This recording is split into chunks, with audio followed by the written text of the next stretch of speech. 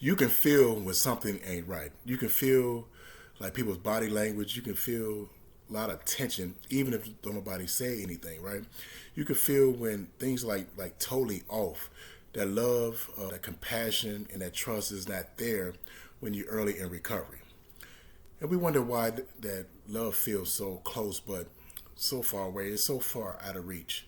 In the next few minutes, I'm gonna give you three things that will potentially bring back the love with your family, loved ones, and friends, and also one thing that pushes them further away. So let's get into it. Let's say you sent a text, right?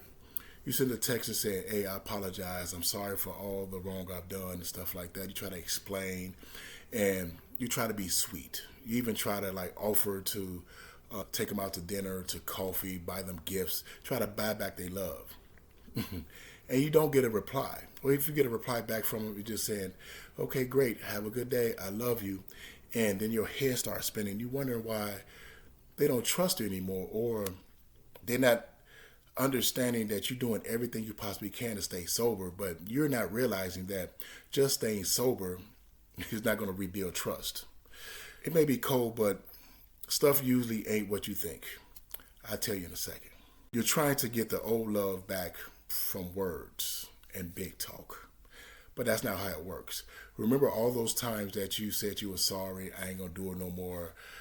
I ain't gonna bring turmoil to the family. I'm gonna show up for these family gatherings and all this type of stuff. And guess what happened?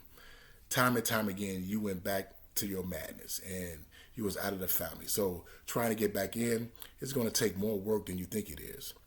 One conversation is not rebuilding a broken vibe. You're gonna have to do something over consistent time. So the goal is not to make them feel good for today, right? The goal is to do things or show up the same way over and over again for a long period of time until they start trusting you again. It's not by saying what you're doing, right? It's not about saying, "I love you." Love is an action word. It's not something that you can just throw out there and people going to start believing you. It's about doing things that people will feel love, right? Showing up every day, the same person, right? Giving them evidence that you are changed, that you are changing, right? Most times, it isn't hate. Sometimes we think because people don't respond the way we want them to respond, we think that it's hate or it's dislike or anything like that. It has nothing to do with that. It has to do with trust. They have trauma that they've been through, just like we have trauma in recovery, PTSD, things that we've been through, and we got into recovery and we started rebuilding our lives, right? We started making amends. We started working on our character defects. All those things happen, but you have to remember that they have to recover too. And just because you're 6 miles down the road with your recovery, right? You're doing everything you need to do. That don't mean that they're going to be right there with you. First of all, they may be 2 miles behind you and they're just watching. They're watching. Sometimes they're just waiting for the next shoe to drop, right? They're watching to see what's going to happen. Because last time you said those things out your mouth, guess what happened? The other shoe dropped and you went back to your old behavior, right?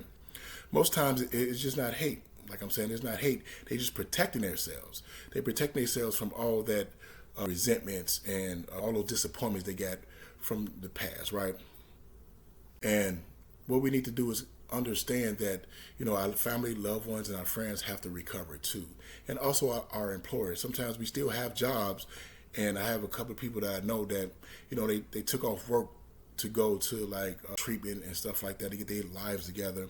But when they went back to work, people was watching them, right?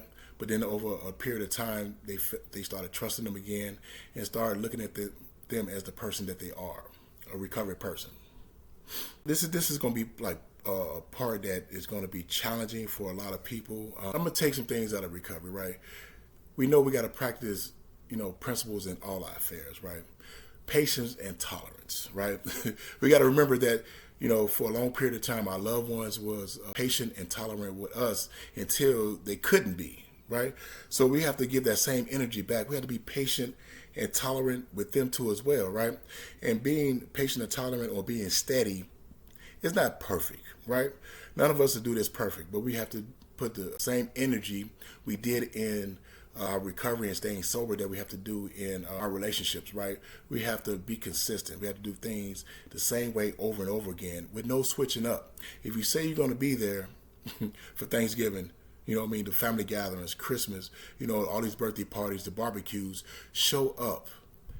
Show up until the point where when they don't even have to ask, are you going to show up? You just show up. They don't ask you like what time are you going to be there anymore. They be like, hey, Uncle Rock, he's going to be there, right? You know, the birthday parties, he's going to show up, right? And he's probably going to bring me something, right? Because today we're not takers, we're givers, right? Once this energy start being manifested into your family, they start seeing the energy change. And as long as your tone don't change and you stop apologizing and just showing up, because we are in a action program, right? It's not about words. It's all about your actions, right? No more long speeches, no more begging, right? No more, do you still love me, right? Love is an action word. You show people love by real simple with family and friends. It's just showing up, right? Doing those type of things. It's not roller coaster behavior. Because if you go up and down in, reaching out to your family, loved ones, and friends, or just being there for them, right? They still gonna be guarded for a long period of time because we got to remember that they have to recover too. And I want you to do something today, right? I want you to pick one thing you said you would do, okay? Like send that text. Hey, how you doing? Just checking in with you. You know, how's tricks? You know what I mean? How's your day going, right? Send that one text a day, right? And if somebody asks you to do something, just do that thing. Even if you don't want to do it, you want to do it for them because you got to remember we're not selfish and self-centered like we used to be, right? We are a renewed creature, right? And God has restored us from a hopeless state of mind and body. And it's not because of He wanted us to live, for us to live a better life. God saved us so we can help His children, right? To be there, to be part of the family again, to reach out and help, strangers, do some good things in life. That's why He saved us. All those things you went through, right? I know you have seen people lose their mind, OD, do crazy stuff, end up in the penitentiary or jail for a long period of time. And I know you wonder why. Why did God save you? This is why He saved you. He saved you so you can rebuild your relationships. Build your relationship with Him, right? Your higher power, right?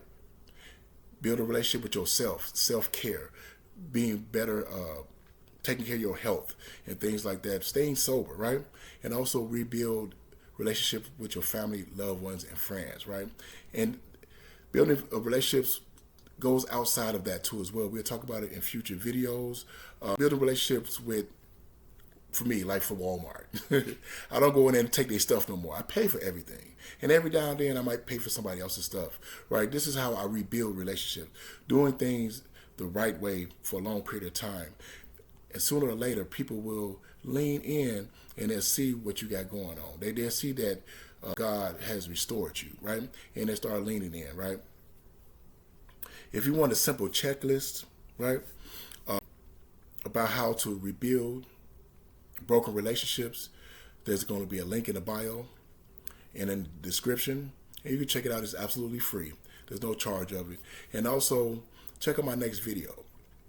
I'm going to do a video every week, right, and break down some principles and some things that we can actually do to rebuild trust in our relationships.